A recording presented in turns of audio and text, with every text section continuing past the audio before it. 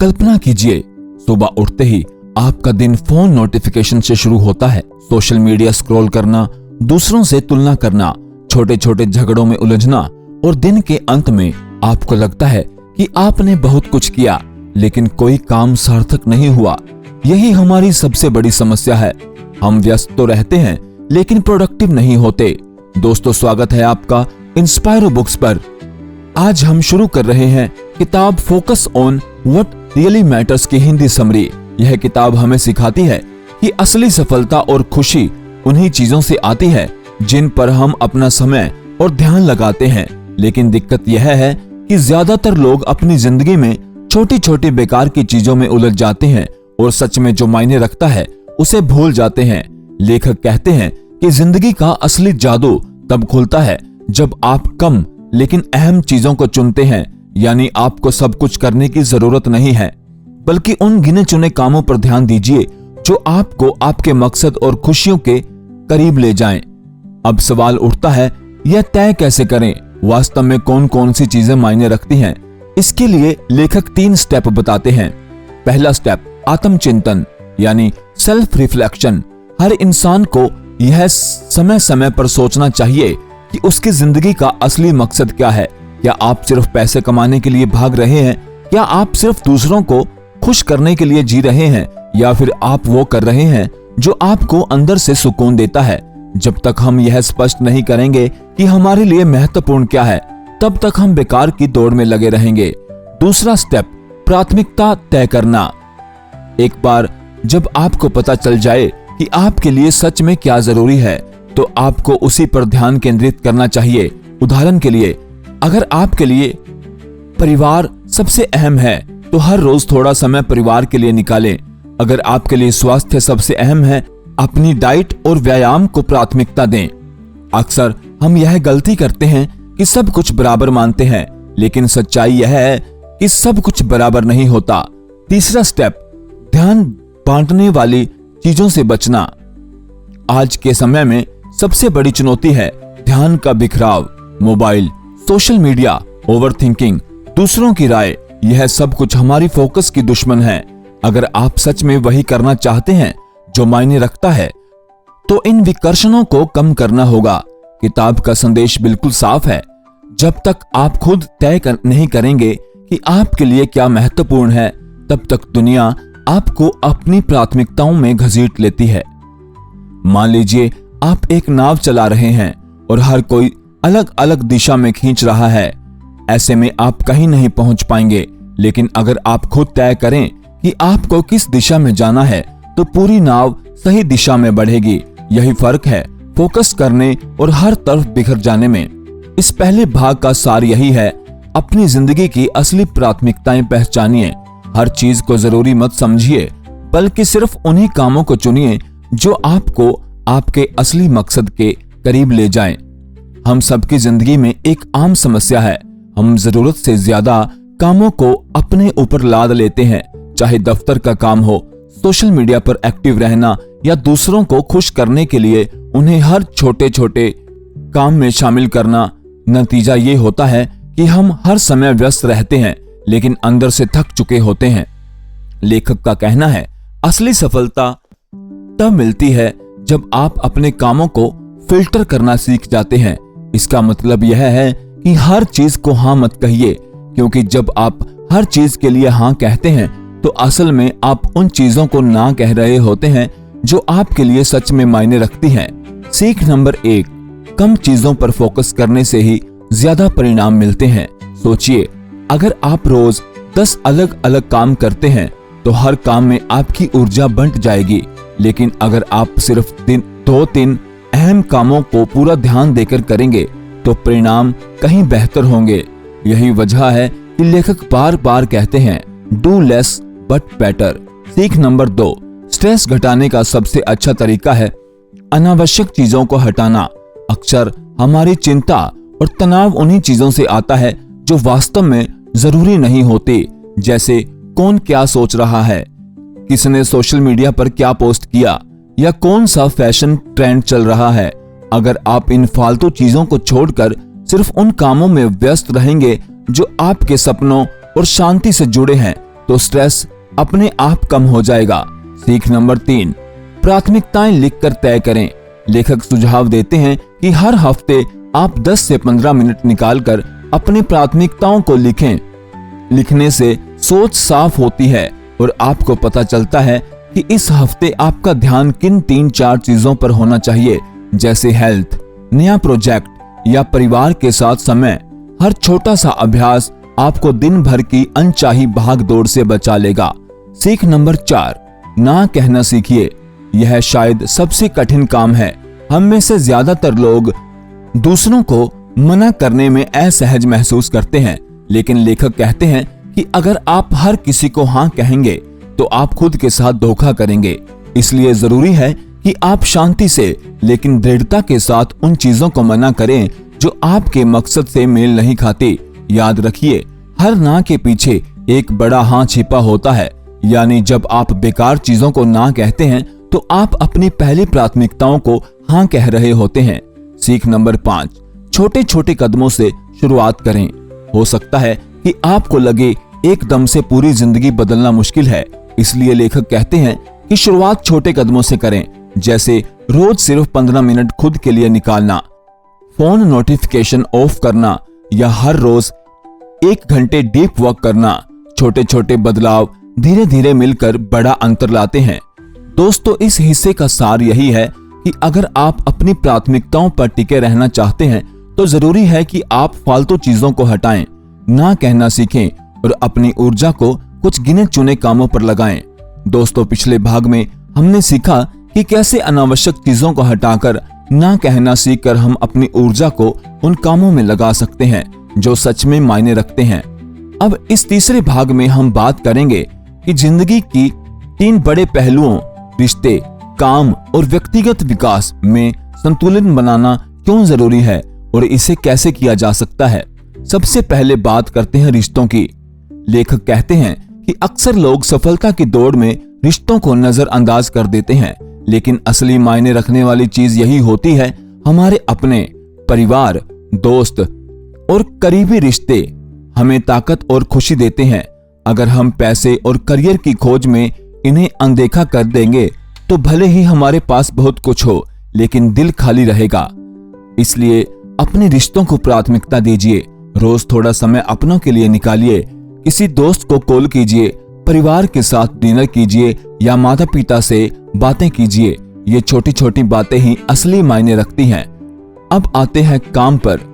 काम हमारी जिंदगी का सबसे बड़ा हिस्सा है, लेकिन समस्या तब आती है जब हम काम को ही जिंदगी का मकसद बना लेते हैं।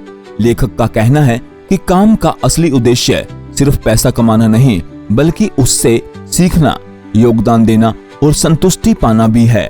अगर आप ऐसे काम में फंसे हैं जो आपको थका रहा है लेकिन सुकून नहीं दे रहा, तो यह सोचने का समय है कि क्या यह वाकई मायने रखता है। हर किसी के पास विकल्प नहीं होता कि तुरंत नौकरी बदल दे, लेकिन आप अपने काम करने के तरीके में बदलाव जरूर ला सकते हैं, जैसे सही सीमाएं तय करना, ओवरटाइम से बचना और काम व पर्सनल लाइफ का बैलेंस बनाना। तीसरा पहलू है व्यक्तिगत विकास। हम अक्सर दूसरों को खुश करने या काम में डूब जाने के चक्कर में खुद को भूल जाते हैं, लेकिन लेखक का कहना है अगर आप खुद को बेहतर नहीं बनाएंगे तो ना ही रिश्ते अच्छे चलेंगे और ना ही काम। पर्सनल ग्रोथ का मतलब है नई स्किल सीखना, किताबें पढ़ना, ध्यान लगाना, सेहत का ध्यान रखना और आत्मविश्वास बढ़ाना। जब आप खुद को तराशते हैं तभी आप दूसरों को भी कुछ बेहतर दे सकते हैं। अब सवाल उठता है कि इन तीनों चीजों में संतुलन कैसे बनाएं? लेखक इसके लिए बैलेंस ट्रायंगल का विचार बताते हैं। मान लीजिए एक त्रिकोण है, एक कोना रिश्तों का, दूसरा कोना काम का है और तीसरा कोना पर्सनल ग्रोथ। अगर आप सिर्फ एक कोने पर ध्यान देंगे तो बाकी को अनदेखा करेंगे तो त्रिकोण असंतुलित हो जाएगा और आपकी जिंदगी भी डगमगाने लगेगी। इसलिए जरूरी है कि आप तीनों पहलुओं को बराबर अहमियत दें। प्रैक्टिकल तरीका, रोज कुछ समय सिर्फ रिश्तों के लिए निकालें। काम करते समय अपनी सीमाएं तय करें और अनावश्यक तनाव से बचें। हर हफ्ते कम से कम एक नई चीज सीखने या खुद को बेहतर बनाने के लिए समय निकालें। दोस्तों, इस भाग का सार यही है कि जिंदगी सिर्फ एक चीज पर फोकस करने का नाम नहीं है। हमें रिश्तों, काम और खुद को संतुलित करके चलना होगा। असली मायने यही रखता है कि हम हर क्षेत्र में थोड़ी थोड़ी जीत हासिल करें और संतुलन बनाए रखें। अगले भाग में हम जानेंगे कि ध्यान भटकाने वाली ताकतों से कैसे निपटा जाए और कैसे हम अपनी फोकस को लंबे समय तक बनाए रखें। दोस्तों, पिछले भाग में हमने देखा कि रिश्तों, काम और व्यक्तिगत विकास, इन तीनों पहलुओं में संतुलन बनाना कितना महत्वपूर्ण है। अब इस चौथे भाग में हम बात करेंगे ध्यान भटकाने वाली ताकतों से कैसे निपटा जाए, अपनी फोकस की शक्ति को लंबे समय तक कैसे बनाए रखें। आज के समय में हमारी सबसे बड़ी दुश्मन है डिस्ट्रैक्शन। सोशल मीडिया की नोटिफिकेशन, व्हाट्सएप मैसेज, लगातार ईमेल और दूसरों की उम्मीदें, ये सब हमारी ऊर्जा को छोटे छोटे हिस्सों में बांट देती हैं। नतीजा यह होता है कि हम दिन भर व्यस्त तो रहते हैं, लेकिन कोई गहरा और सार्थक काम नहीं कर पाते। लेखक का कहना है, अगर आपको वही करना है जो वास्तव में मायने रखता है, तो आपको अपने ध्यान पर नियंत्रण पाना होगा। सीख नंबर 1, डीप वर्क का अभ्यास करें। लेखक कहते हैं कि हर रोज कुछ समय ऐसा होना चाहिए जब आप पूरी तरह से किसी एक काम पर ध्यान लगाएं। इस दौरान कोई फोन, कोई सोशल मीडिया और कोई बाधा न हो। इसे ही डीप वर्क कहते हैं। यही वह समय है जब आपका दिमाग सबसे क्रिएटिव और प्रोडक्टिव होता है। शुरुआत में यह मुश्किल लगेगा, लेकिन धीरे धीरे यह आदत बन जाएगी। सीख नंबर 2, डिजिटल मिनिमलिज्म अपनाइए। टेक्नोलॉजी हमें सुविधा देती है, लेकिन अगर हम सावधान न रहें तो यह टेक्नोलॉजी हमें खा जाती है। लेखक सुझाव देते हैं कि आप अपने मोबाइल और लैपटॉप में सिर्फ वही ऐप्स रखें जो जरूरी हैं। बेकार की नोटिफिकेशंस बंद करें और सोशल मीडिया का इस्तेमाल सीमित करें। जब आप डिजिटल शोर को हटाएंगे, तभी आपका मन शांत होगा और फोकस बढ़ेगा। सीख number 3, one thing at A time. हम में से ज्यादातर लोग मल्टीटास्किंग को एक स्किल मानते हैं, लेकिन लेखक कहते हैं कि मल्टीटास्किंग असल में हमारी प्रोडक्टिविटी को घटाती है। जब आप एक साथ कई काम करते हैं तो दिमाग बार बार स्विच होता है और आप कहीं भी पूरी तरह ध्यान नहीं दे पाते। इसलिए एक समय में एक ही काम करें और उसे पूरा कीजिए। यही असली फोकस है। सीख नंबर 4, मन को शांत करने के लिए रूटीन बनाइए। ध्यान, योग, सुबह की वॉक या डायरी लिखना, ये सब छोटी छोटी आदतें आपके मन को साफ करती हैं। जब मन शांत होता है, तभी आप लंबे समय तक किसी काम पर ध्यान केंद्रित कर पाते हैं। सीख नंबर 5, एनर्जी मैनेजमेंट को प्राथमिकता दें। लेखक कहते हैं कि फोकस सिर्फ समय का खेल नहीं, यह ऊर्जा का भी खेल है। अगर आपका शरीर थका हुआ है, नींद पूरी नहीं है, डाइट खराब है, तो चाहे आपके पास कितना भी समय क्यों ना हो, आप सही मायने में फोकस नहीं कर पाएंगे। इसलिए आपकी नींद, खान पान और व्यायाम को भी गंभीरता से लें। अब जरा सोचिए, अगर आपका ध्यान बार बार बिखर जाता है, तो यह वैसा ही है जैसे आप पानी से भरे बाल्टी में छोटे छोटे छेद कर दें। चाहे आप कितना भी पानी डालें, बाल्टी कभी भी भर नहीं पाएगी। इसलिए अगर आप उन छेदों को बंद कर दें, तो पानी भी जमा होगा और उसका इस्तेमाल भी होगा। यही नियम फोकस पर लागू होता है। दोस्तों, इस हिस्से का सार यही है कि ध्यान भटकाने वाली ताकतों से लड़ने का सबसे अच्छा तरीका है डीप वर्क, डिजिटल मिनिमलिज्म, एक समय में एक काम और ऊर्जा का सही प्रबंधन। तभी आप अपने फोकस को, शांति को लंबे समय तक बनाए रख पाएंगे। अगले और आखिरी भाग में हम जानेंगे असली मायने रखने वाली चीजों पर फोकस करके कैसे हम एक संतुलित, सफल और संतुष्ट जीवन जी सकते हैं। दोस्तों, अब हम पहुंच गए हैं इस किताब focus on what really matters की समरी के आखिरी भाग में। पिछले हिस्से में हमने जाना कि कैसे प्राथमिकताएं तय करें, अनावश्यक चीजों को हटाएं, रिश्ते, काम, पर्सनल ग्रोथ में संतुलन बनाएं और ध्यान भटकाने वाली चीजों पर काबू पाएं। अब सवाल यह है, जब हम यह सब कर लें तो हमें किस तरह की जिंदगी मिलती है? लेखक का जवाब साफ है, एक संतुलित, सार्थक और संतुष्ट जीवन। सोचिए, जब आप सिर्फ उन्हीं चीजों में अपना समय और ऊर्जा लगाएंगे जो सच में मायने रखती हैं, तो आपके पास सिर्फ बेकार का तनाव नहीं होगा, आप दूसरों से तुलना करने के बजाय अपनी यात्रा का आनंद लेंगे और सबसे बढ़कर आप वो हासिल करेंगे जो आपके दिल के करीब है। सीख नंबर 1, सफलता का नया मतलब। अगर हम सफलता को पैसे, नाम और शोहरत से जोड़ते हैं, लेकिन लेखक कहते हैं कि असली सफलता यह है कि जब रात को सोने जाएं, आपको सुकून मिले कि आपने दिन उन्हीं चीजों में लगाया जो आपके लिए वाकई अहम थी। यही असली जीत है, शांति और संतोष। सीख नंबर 2, रिश्तों की गर्माहट। जब आप अपने रिश्तों को समय देंगे, आप पाएंगे कि मुश्किल समय में यही लोग आपकी असली ताकत बनते हैं। करियर और पैसा एक हद तक एक मदद कर सकते हैं, लेकिन असली सहारा परिवार, दोस्त और अपने रिश्ते ही होते हैं। इसलिए जो मायने रखता है, में रिश्तों को सबसे ऊपर रखें। सीख नंबर 3, आत्मविश्वास और पर्सनल ग्रोथ। जब आप अपनी ग्रोथ पर ध्यान देते हैं तो आपका आत्मविश्वास बढ़ता है। आप जानते हैं कि आप हर दिन बेहतर हो रहे हैं। यह एहसास आपको अंदर से मजबूत बनाता है और हर चुनौती का सामना करने की हिम्मत देता है। सीख नंबर 4, सरल और हल्की जिंदगी। फोकस करने का मतलब सिर्फ काम में मेहनत करना नहीं, बल्कि अपनी जिंदगी को सरल बनाना भी है। अब आप फालतू चीजों से दूरी बना लेते हैं तो जीवन हल्का और आसान लगता है। यह हल्कापन ही आपको खुशी देता है। सीख नंबर 5, एक सकारात्मक विरासत छोड़ना। लेखक कहते हैं, आखिर में कोई यह याद नहीं रखेगा कि आपने कितनी ओवरटाइम की, कितनी मीटिंग्स की या कितने फॉलोअर्स थे।